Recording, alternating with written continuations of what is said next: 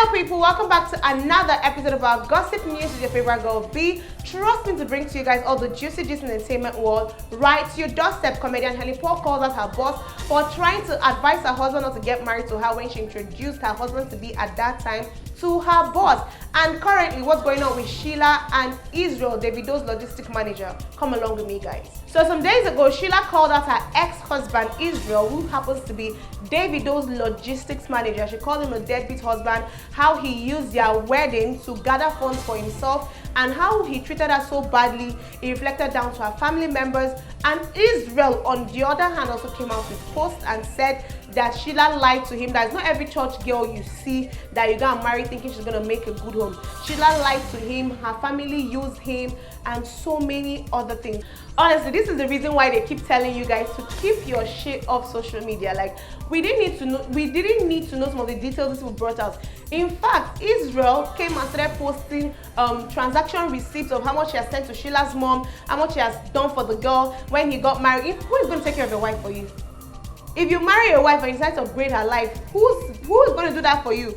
I asked somebody to come in and do that for you. Israel also accused her of trying to get close to Davido, his boss, and also told how she told him to stop, embarrassing her, lying on the floor, prostrating all the time to Davido. My issue here with Sheila was that you saw all these things. In fact, that's the reason what made Juju popular is all his loyalty to Davido. We all know how much he loves David. Once he sees David, it's like he becomes like a little baby. So we all saw that part of Juju. You saw that part of Juju, but you still agreed to go ahead with the marriage.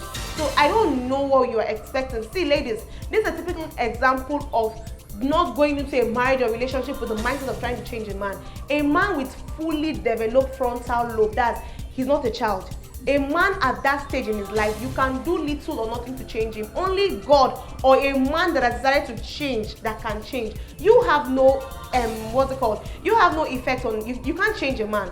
That's what I'm saying. You cannot change a man. So you saw all this part of him. In fact, someone like me, I'm sorry to say, I can't marry someone like Israel, because all those things that's Israel's person. He will need someone that understands him like that. So I know I can't marry someone like Israel, because that's not my thing. But you now saying, okay, because of the popularity, because of the fame or whatever you think you stood to get from the relationship or the marriage, you went into the marriage, and then now in the marriage, you're trying to change him. Don't get me wrong, she gave him very valid advice. Advising him to get a business going or to start doing something on his own is not a bad advice. But that's what I'm telling you. The reply he gave, I said, the advice Benin man. You cannot change a full-grown man, and you cannot advise him on what to do. You saw him the way he was, and you went in there. And the really childish thing about this whole thing was Israel coming out to say his wife was in an iPhone this, you upgraded her to an iPhone 14. Like, who was supposed to do that for you? Is she not your wife? Have you ever seen married men come out and start counting, oh, I did this? Who is going to do that? It's your responsibility. If you decide to also show kindness to your in-laws, not being coerced, it's a choice. But honestly, what I really faulted him was him coming out to say all those sort of things, showing transactions. That was too childish. That we didn't need to know all that. And in fact, this is the reason why people always advise you, keep your relationship issues and matters off social media, because all we'll do is we'll finish reading you post gist, read you post story, laugh about it, talk about it, and go our way.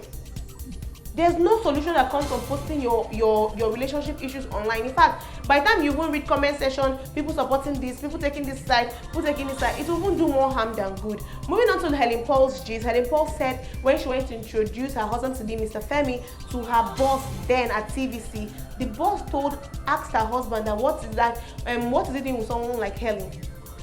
That if he wants to play around, Helen is the kind of person, but for settling down, a clean man like him should not settle down with someone like Helen.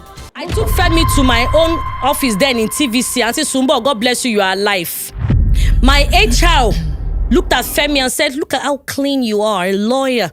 Why the choice of Helen? Jeez. My boss called my husband to say, Femi, is it that kind of Helen you want to date? Really? Your own boss. You are more than this. People around. And Femi said, why? I thought she was your child. Because I was very close to him in particular too. And he said, no, if you want to just enjoy yourself with her, it's okay. But you people are moving mad. Like in this not just in the whole world. People, some of you are moving very, very mad. I don't know how Helen took it, whether she did not beat that woman at the end of the day, because I know you don't go past woman matter. You see, women are women's greatest enemies. Why are we like this? I really want to know. I really want to understand, why are we really like this? Helen is a nice person. I would have waited for you after work, tendered my resignation, and giving you the beating of your life, so that next time, the very next time any of your workers come to introduce their husband to be or their spouse to be to you, you would only have the right and positive attitude to display. Because some of you are scary. So I'm coming to introduce my husband to be to you, and you're telling him of all people, Helen. Meaning what? Meaning what? She's not a human. That's how people look down on people. But look at Helen today. We don't even know who our boss is now. We don't know who the person is. But look at Helen today. Doing well in marriage, doing well in her giving career. That's why it's never good to look down on people. You don't know what people will end up being in the future. If you have nothing nice to say, keep it to yourself. Unless that person is your brother, your relative, your relation. If it's not related to you by blood, keep your dirty advice to your dirty self.